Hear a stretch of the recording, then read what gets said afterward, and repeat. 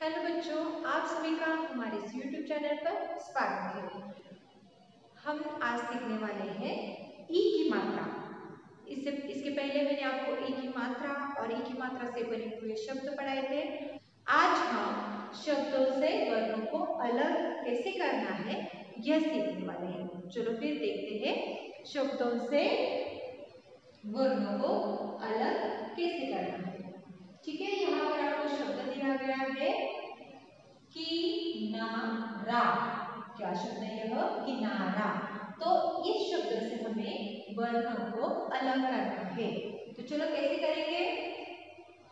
पहला वर्ण है की। ठीक है, यहाँ पर हम लिखेंगे क प्लस।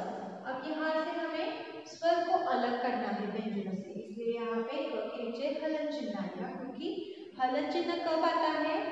व्यंजन में कोई भी स्वर नहीं मिलता है। ठीक है, तो यहाँ पे क में कौन सा स्वर मिला हुआ है? ई का स्वर। तो यह हम लिखेंगे यहाँ पर ई। अगला वर्ण है ना।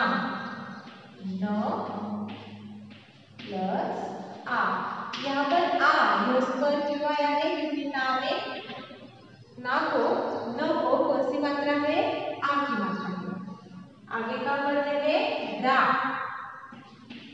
र प्लस आ क्यों लिया यहाँ पर? क्योंकि र को आ की मात्रा है। देखो फिर यहाँ पे की ना रा। तो बच्चों यहाँ पर हमने शब्द है और शब्द से हमने वर्णों को अलग किया है। चलो फिर दूसरा शब्द देखते हैं। दूसरा शब्द है किसान। कौन सा शब्द है यहाँ पर? किसान। पहला वर्ण है की, तो यहाँ पर लिखेंगे क प्लस पहली की मात्रा, इसलिए यहाँ पर ये लिया है हमने। यहाँ पर दूसरा वर्ण है सा।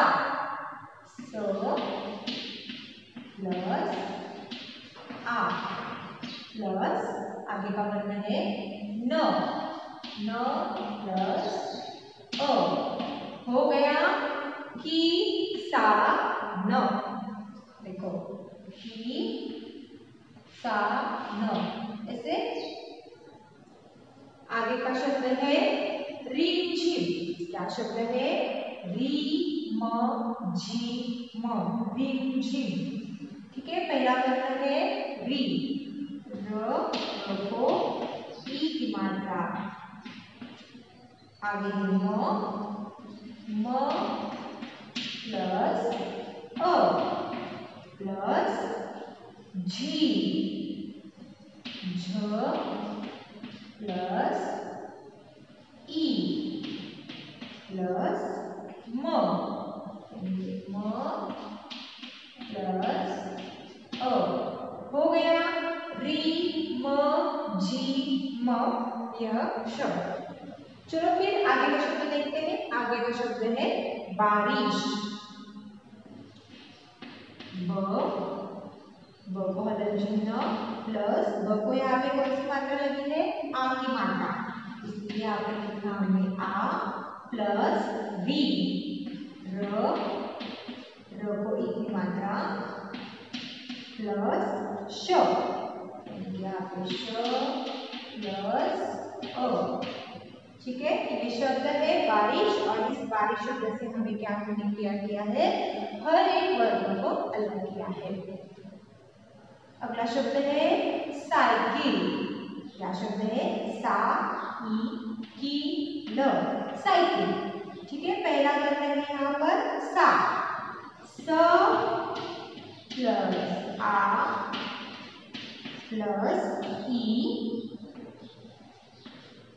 प्लस की को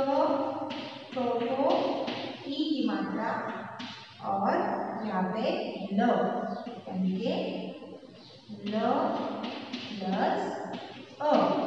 तो ये हो गया हमारा प्रश्न। शब्दों से वर्णों को अलग कीजिए। हमने पहले क्या किया? शब्द पढ़े और इन शब्दों से हर एक वर्ण को अलग किया है। तो बच्चों अभी हमने शब्दों से वर्णों को कैसे अलग करना है ये पढ़ा। अब हम पढ़ने जा रहे हैं वर्णों का संयोजन करके सार्थक शब्द बनाएंगे। यानी कि यहाँ पर हमें वर्ण दिए हैं और इन वर्णों का संयोजन करके हमें एक सार्थक शब्द यानी कि अर्थपूर्ण शब्द बनाना है। चलो फिर देखते हैं। यहाँ पर वर्ण है त और ई।